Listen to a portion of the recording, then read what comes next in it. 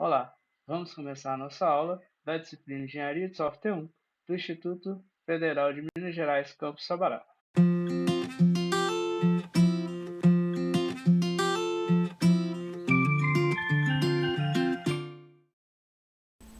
Na aula de hoje a gente vai falar sobre como projetar uma arquitetura de software. Projete um software. Um software é um produto que é criado para atender uma necessidade do negócio. Então a gente tem que pensar nos requisitos desse negócio e pensar que esses requisitos eles mudam a todo instante com base na propriedade do negócio.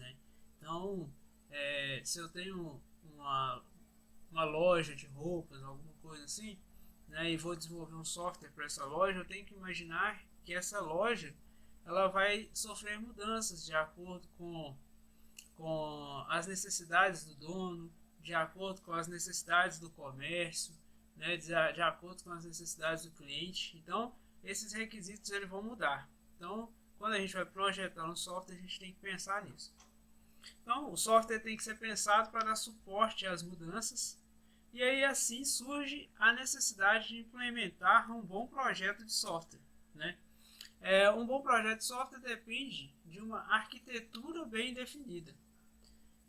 E uma arquitetura uma arquitetura consistente e bem definida é fundamental para que o projeto seja implementado com eficiência. Bom, e aí a arquitetura de software? A arquitetura de software ela consiste na definição dos componentes de um software. Então eu tenho propriedades externas, eu tenho relacionamento entre componentes, relacionamento com outros softwares. A arquitetura também permite que o programador compreenda melhor esse software e possibilita que as partes possam ser reutilizadas mais de uma vez dentro do próprio software ou possam ser utilizadas por outro programa. Podem ser gerenciadas mais facilmente quando estiverem sendo executadas. E aí agora a gente vai falar um pouco de arquitetura de software na prática. Então, como fazer essa arquitetura de software aí. Para a gente atingir uma arquitetura de software consistente, a gente precisa seguir aqui alguns passos.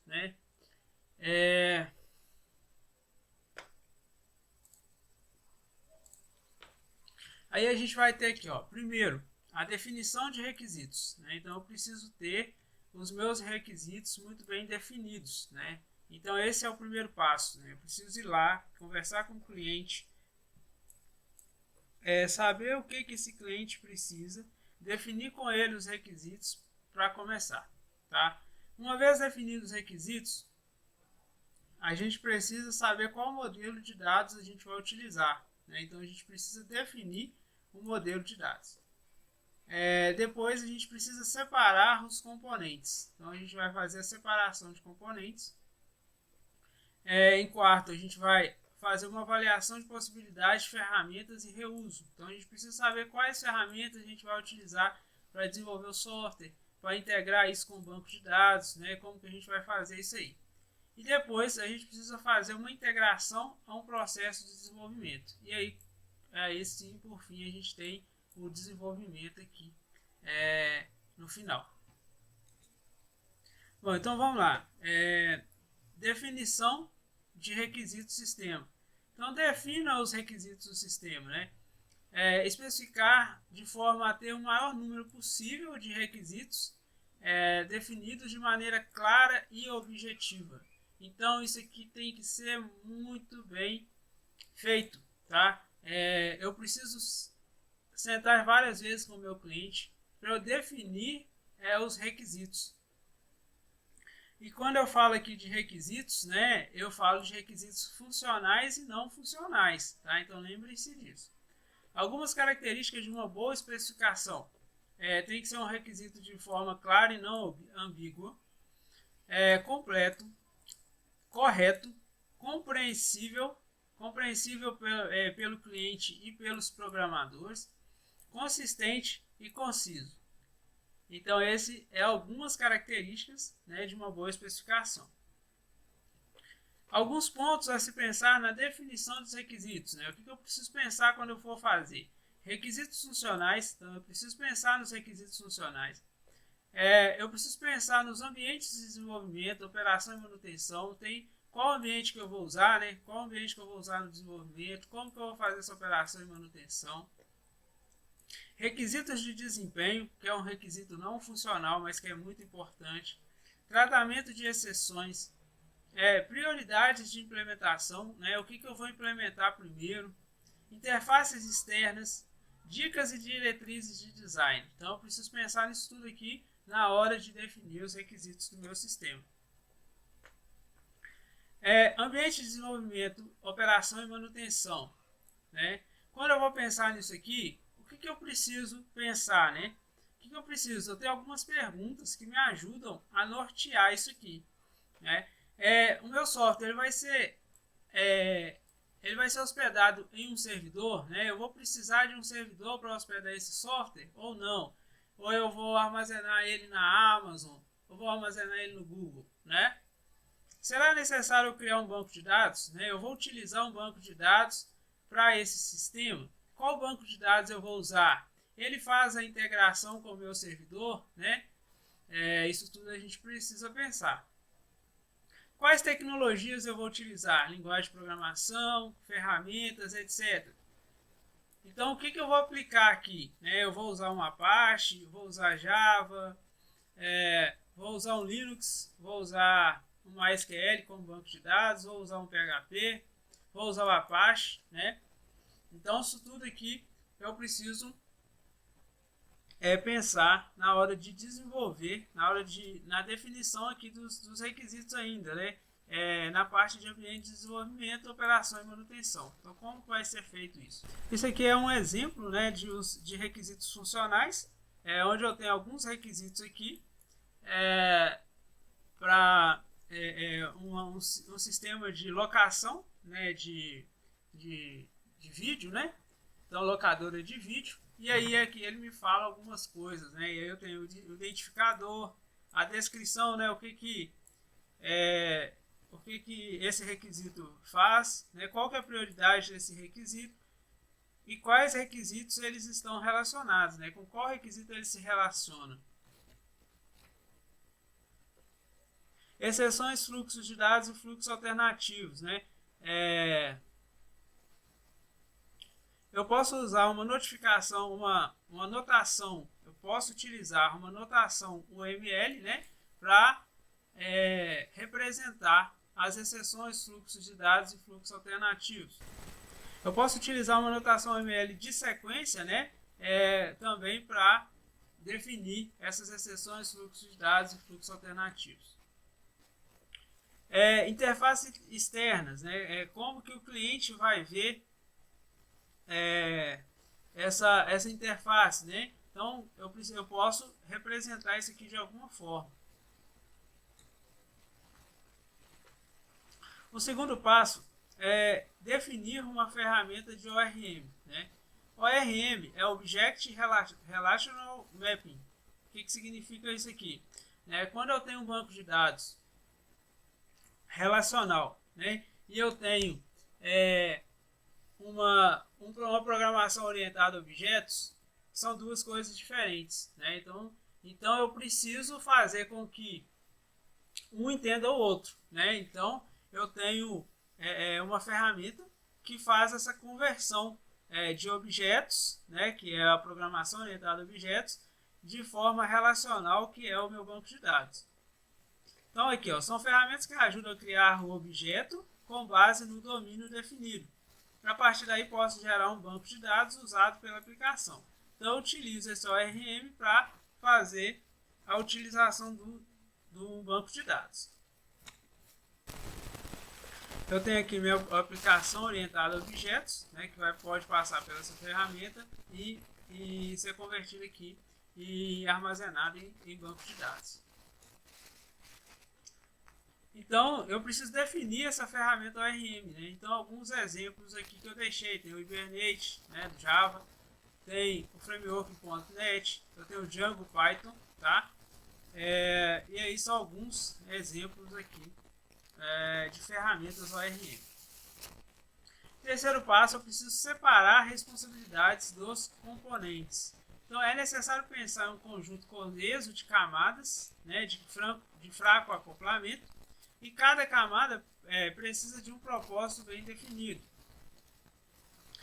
Então eu preciso separar as camadas, né? E aí eu preciso definir o que vai ficar em cada camada. Então eu vou ter uma camada de apresentação, uma camada de negócio e uma camada de dados. A camada de apresentação vai agregar aquelas classes do sistema com os quais os usuários vão interagir, né? Então eu vou ter a interação do usuário, ela vai ficar aqui na camada de apresentação. A camada de negócio, ela vai manter aquelas classes que são responsáveis pelos serviços e regras de negócio. A camada de dados, ela vai ficar responsável pelo armazenamento e recuperação dos dados persistentes do sistema. Então percebo que cada camada executa uma função. Aqui eu tenho um exemplo, né? A aplicação desktop, ela vai ficar na camada de apresentação, tá? Então, assim, é onde o usuário vai fazer aquela interação dele. O servidor de aplicação, ele vai ficar na camada de aplicação. E o servidor de banco de dados, ele fica na camada de dados.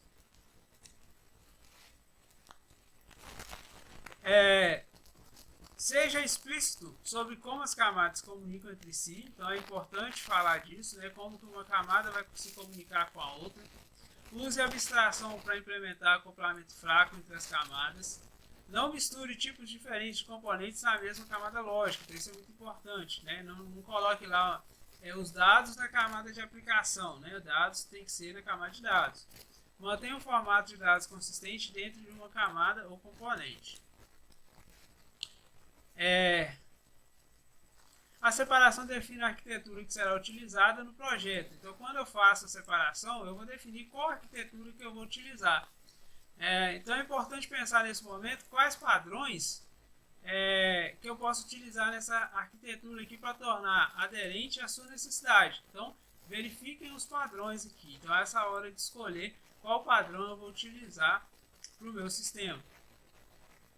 A utilização de padrões clássicos também pode auxiliar no aproveitamento de ferramentas prontas. Então, se eu utilizo padrões que já são conhecidos, facilita na hora de utilizar algumas ferramentas que já vêm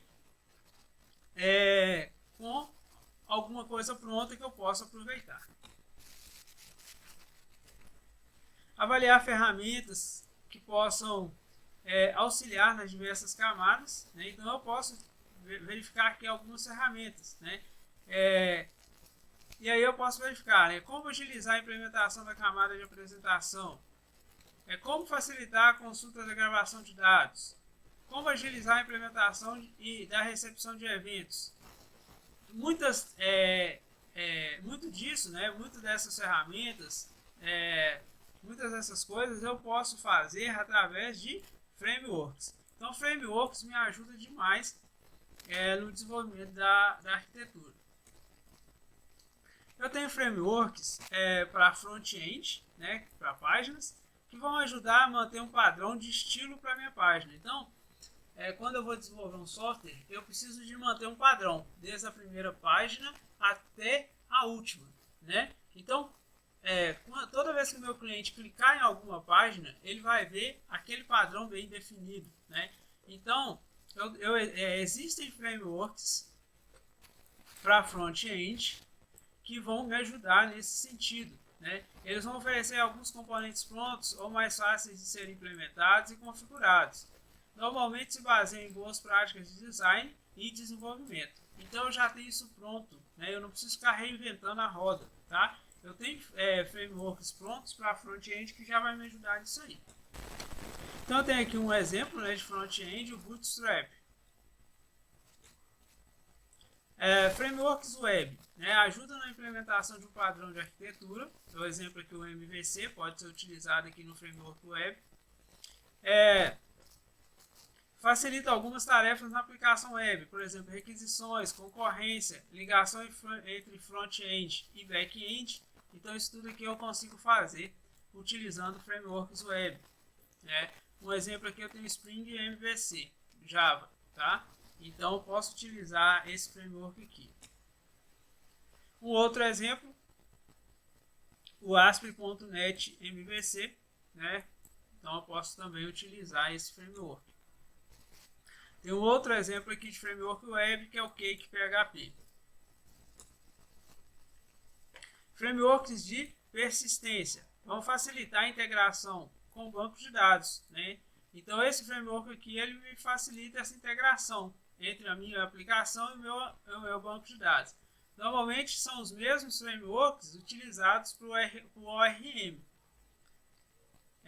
Geralmente aqui o Hibernate, o GDO e o framework.net. Por último, a gente precisa definir um processo de desenvolvimento. Como que vai ser a minha equipe? Ela vai ser multidisciplinar, né? Como assim multidisciplinar? Eu vou ter pessoas de várias áreas trabalhando nessa equipe, né? Às vezes é importante. Por exemplo, se eu sou um engenheiro de software ou eu sou um programador e eu vou desenvolver um software de saúde, né? Um software lá para uma clínica médica. Não entendo nada de medicina, não entendo nada de clínica, eu preciso de alguém que entenda, né? Senão, não vai dar certo. Então, essa equipe, ela precisa ser multidisciplinar, né? Eu preciso ter alguém nessa equipe que vai entender do software, ou que vai entender da área que eu estou desenvolvendo esse software, né? Ou teremos pessoas responsáveis por cada etapa. Por exemplo, na etapa de desenvolvimento eu vou ter pessoas que vão ser responsáveis por essa etapa. Na etapa de testes vou ter algumas outras pessoas que vão ser responsáveis por essa parte. Na etapa de especificação teremos outras pessoas, né? Quando a equipe é muito grande, vale a pena a gente separar essa equipe em partes e cada um e cada grupo, né, faz se ficam responsáveis por cada etapa. Como iremos nos comunicar, né? Então, como que o grupo vai se comunicar? Vai utilizar WhatsApp? Vai utilizar alguma ferramenta de comunicação? Vai utilizar e-mail? Como que vai ser essa comunicação? E como as etapas serão avaliadas, né? Como que o grupo vai avaliar aquela etapa? Como que o representante daquele projeto, né, vai avaliar? Como que o gerente vai avaliar se o projeto tá com um andamento bacana ou não? Então isso tudo tem que ser avaliado aqui nessa parte de definição de processo de desenvolvimento. As nossas referências foram essas, né, esses sites aqui. Fiquem à vontade para aprofundar. Era isso a aula de hoje e aguardo vocês para a próxima aula.